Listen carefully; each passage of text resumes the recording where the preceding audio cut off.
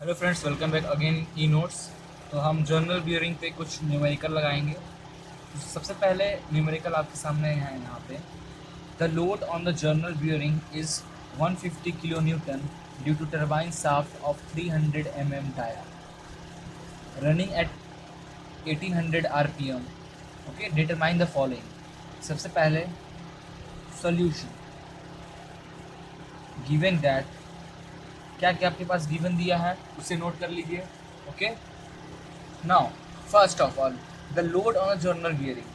Load of the journal bearing is 150 kilo Newton.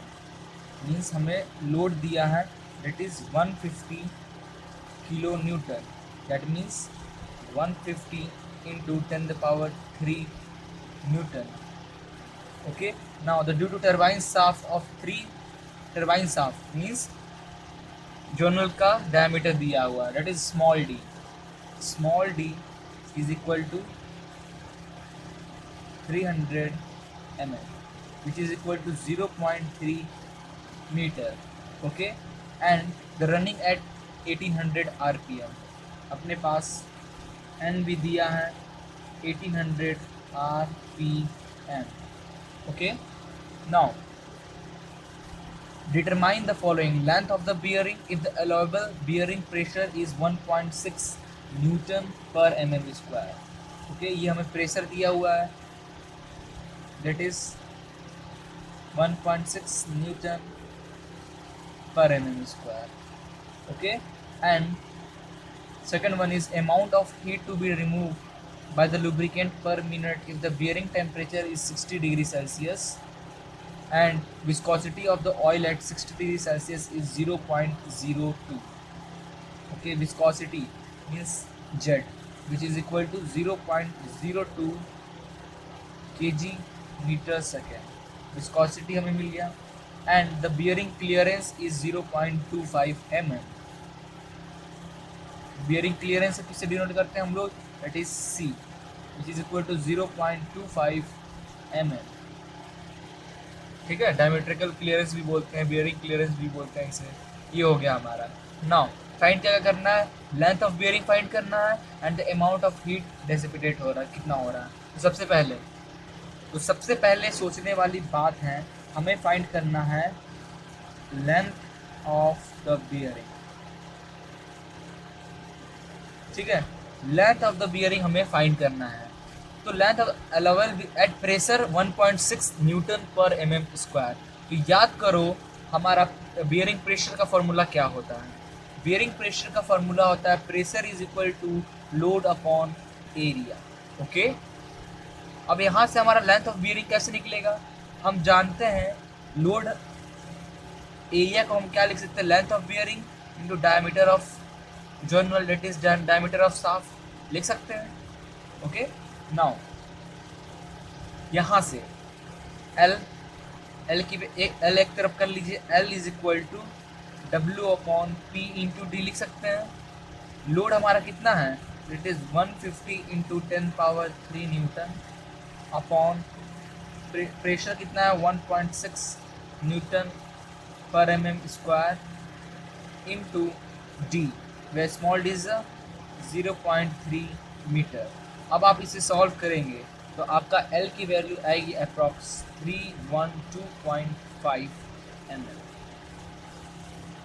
Metre में आएगा तो आप उसे mm में चेंज कर लेना। ओके, यह आएगा हमारा लेंथ। नाउ सेकंड वन है amount of heat to be remove. कितना अमाउंट हीट रिमूव हो रहा है, तो मीन्स इसका फॉर्मूला क्या बनता था हमारा, means amount of heat to be remove, कितना अमाउंट का आप हीट रिमूव कर रहे हो बाय द लुब्रिकेंट और बाय द ऑयल। तो हीट रिमूव होना मीन्स ऑयल से हीट निकल रहा है, मीन्स हीट जनरेट हो रहा है। तो हीट जनरेट का फॉर्मूला क्या होता है, तो यहाँ पे हम जानते हैं amount of heat remove by the lubricant. हमने क्या बोला, heat remove means heat generate हो रहा है। तो heat generate that is QG से हम डिनोट करते हैं। फॉर्मूला क्या होता था, coefficient of friction into load into velocity होता था, ये फॉर्मूला हमारा। ठीक है, अब क्या करना है, यहाँ से हमें अमाउंट QG निकालना है। सबसे पहले तो U निकालें। U क्या है, that is coefficient of friction. U क्या है हमारा, कोफिशिएंट ऑफ फ्रिक्शन। U है हमारा कोफिशिएंट ऑफ फ्रिक्शन। इसका फॉर्मूला क्या होता है, 33/10⁸ Zn/P D/C प्लस K होता है। ओके, 33/10⁸ वेयर, अब हमारा बात आई कि हम Z की वैल्यू कहाँ से लाएं। Z की वैल्यू दिया हुआ है हमारा एक्चुअली यहाँ पे 0.02। अगर नहीं देता तो आप कैसे निकालते, यहाँ पे क्वेश्चन में हमारा स्टीम टरबाइन की बात कर रहा है, turbine shaft. Okay, turbine shaft की बात कर रहा है क्वेश्चन में, तो आप टेबल खोलना, वहाँ पे टरबाइन शाफ्ट का जेट कितना होता है देखना और यहाँ नोट कर लेना, ठीक है। इनटू एन कितना है 1800 upon C, C that is 0.25, D upon C, D कितना है 300 डेट इज 0.3। ओके, और आप इसे चाहो तो में भी रख लो, 300 अपॉन सी 0.25 प्लस के की वैल्यू दी हुई है हमारे पास, और के की वैल्यू नहीं दी है तो हम कितना ले लेते हैं 0.002। के की वैल्यू हम अप्रॉक्स ये मान के चलते हैं कि यही होता है हमारा, ठीक है। अब आप इसे सॉल्व करोगे तो आपका म्यू आएगा अप्रॉक्स 0.011। ओके, ये हो गया। नाउ अब हमारा U हो गया, W हमारा दिया हुआ है, V निकालना है। V क्या है हमारा, rubbing velocity. Rubbing velocity formula क्या होता है, पाई डी एन अपॉन 60 होता है। पाई इंटू डी कितना दिया है 300, और इन द मीटर में ले ले 0.3 इंटू RPM 1800 RPM अपॉन 60। तो इससे हमारा V का वैल्यू आ जाएगा, that is 28.3 metre per second. Metre per second में हमारा रनिंग वेलोसिटी आ गया, ठीक है। अब क्या करना है, QG इज इक्वल टू, हमने विस्कोसिटी कोफिशिएंट ऑफ फ्रिक्शन निकाल लिया, डेट इज 0.011 इंटू लोड हमारा दिया हुआ है 150 into 10⁻³ Newton, and the running velocity is 28.3। और आप इसे जब सॉल्व करोगे तो आपको QG का वैल्यू आएगा 46.695 इन किलोवाट, ठीक है। जूल पर सेकंड में आएगा, आप चाहो तो उसे किलोवाट भी लिख सकते हो। ओके, तो ये हमारा पहला न्यूमेरिकल कंप्लीट होता है यहाँ पे।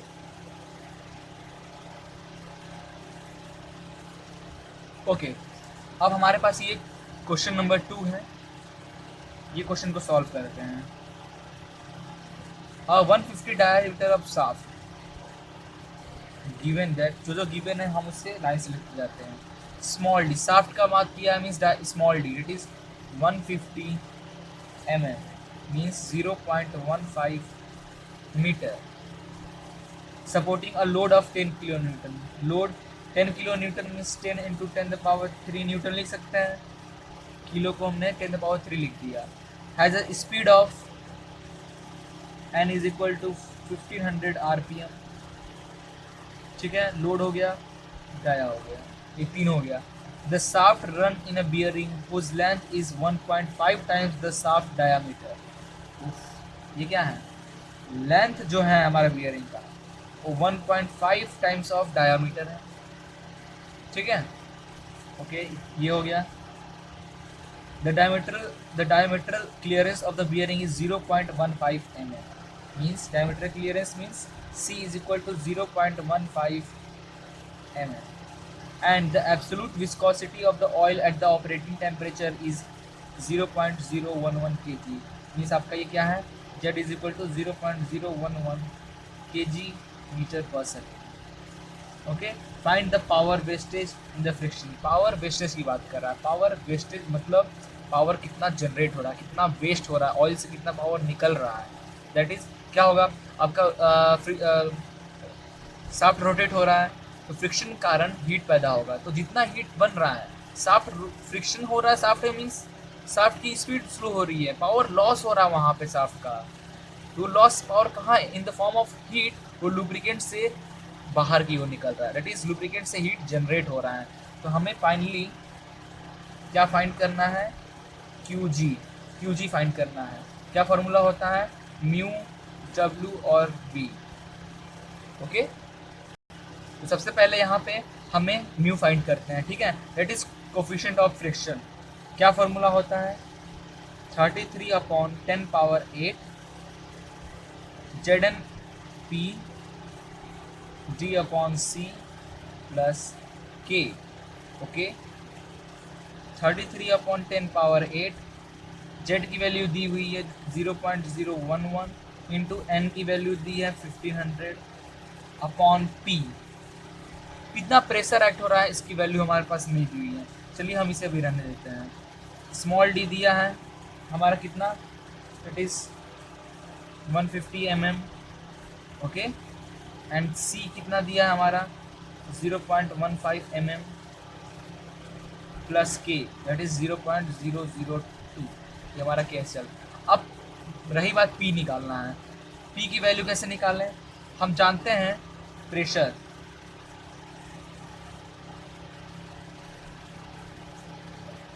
बियरिंग प्रेशर क्या होता है हमारा? That is load upon area which is equal to load upon length into B. हमारा लोड कितना दिया हुआ है? 10 इंटू 10⁻3। लेंथ दिया है 1.5 ऑफ डी इंटू, सॉरी ये डी होगा, into D. D that is अपना 150 mm, 150। ओके, यहाँ पे भी डी की जगह पे आप 150 कर लें, ये हो जाएगा। इसे सॉल्व करेंगे, इस डी की जगह 150 लिख लेना, ठीक है। इसे सॉल्व करेंगे तो आपका जो आएगा पी वो आएगा 0.296 न्यूटन पर mm²। ओके, अब आप यह पी की वैल्यू यहाँ पुट कर दे 0.296 और इसे सॉल्व करेंगे तो आपका कोफिशिएंट ऑफ फ्रिक्शन आ जाएगा अप्रॉक्स 0.02। ठीक है, नेक्स्ट हमने कोफिशिएंट ऑफ फ्रिक्शन फाइंड कर लिया। डब्ल्यू हमें दिया हुआ क्वेश्चन में रबिंग वेलोसिटी। रबिंग वेलोसिटी कैसे फाइंड होगा? रबिंग वेलोसिटी फाइंड करने का फॉर्मूला हम जानते हैं, that is pi small D N upon 60 which is equal to pi into, और यहाँ पे हम जो लेंगे दैट इज 0.15 इन मीटर में into 1500 upon 60 which is equal to 11.78 meter per second. हमारा वी भी आ गया, यू आ गया, डब्ल्यू हमारा दिया हुआ है और हमारा रनिंग वेलोसिटी वी भी आ गया। इसकी वैल्यू पुट कर दें यहाँ पे। Therefore Q G is equal to 0.02 into load 10 into 10⁻³ into V 11.78। तो हमारा क्यू जी आएगा कितना? क्यू जी हमारा आ जाएगा फाइनल 23561। ये हमारा क्या है? That is my power wasted in friction.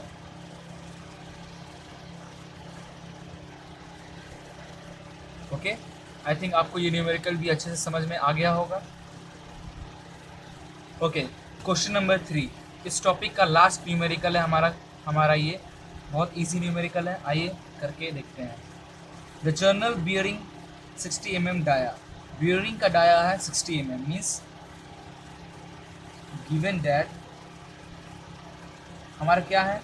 Journal का डायामीटर दिया है, means small D that is 60 mm which is equal to 0.06 meter and 90 mm long.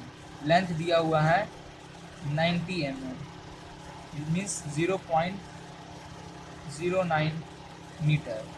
Long run at 450 RPM, that is 450 RPM. Okay, the oil used for the hydrodynamic lubrication has absolute viscosity is 0.06. Absolute viscosity means Z is equal to 0.06 kg metre per second. Z भी हो गया हमारा। if the diametral clearance is 0.1 mm, diameter clearance C is equal to 0.1 mm, find the safe load on the bearing. safe load find करना है, तो सबसे पहले तो हम देखेंगे हमारा सेफ लोड का फॉर्मूला क्या होता है। सेफ लोड का फॉर्मूला होता है, अभी तक हम बात कर रहे थे पावर का होता है लोड अपॉन एरिया, तो लोड का क्या हो जाएगा, that is power into area लिख सकते हैं। और क्या लिख सकते हैं, पावर इनटू एरिया को लिख सकते हैं लेंथ इनटू डायमीटर लिख सकते हैं। अब देखो, sorry it's the pressure not a power, it's the pressure P. Okay, तो प्रेशर दिया हुआ हमारा क्वेश्चन में नहीं दिया हुआ है, एल दिया हुआ है, दिया है, डी है, दिया है। अब हमें प्रेशर निकालना है, कैसे निकालें।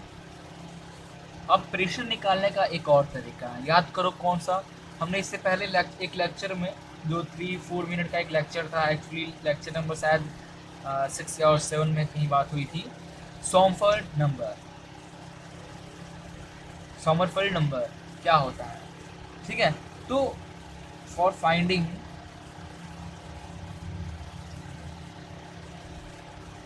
bearing pressure P by Sommerfeld number. Sommerfeld number से हम फाइंड करेंगे बियरिंग प्रेशर। कैसे, क्या होता है हमारा Sommerfeld number, that is Zn upon P D upon C का whole square which is equal to 14.3 into 10⁻⁶, ये होता है।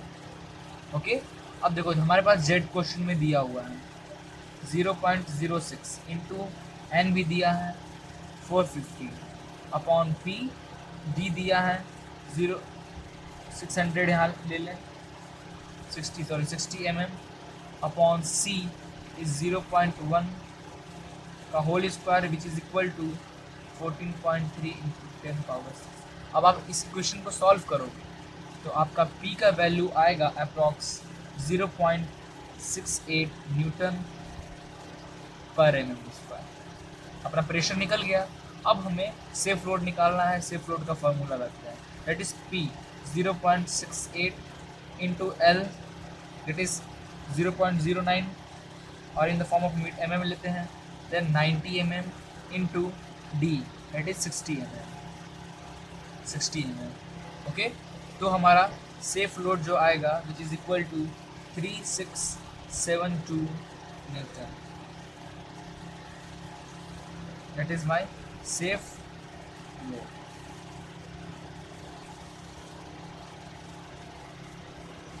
ओके, तो आई थिंक आपको ये न्यूमेरिकल भी अच्छे से समझ में आ गया होगा। फिर भी अगर कोई डाउट हो तो डिस्क्रिप्शन में मेरी मेल आईडी दी हुई है, आप मुझे डायरेक्टली वहाँ से कांटेक्ट कर सकते हो। ओके, बट आई थिंक आपको कोई डाउट आनी नहीं चाहिए। Thank you for watching this video, please like and share it and don't forget to subscribe. Thank you.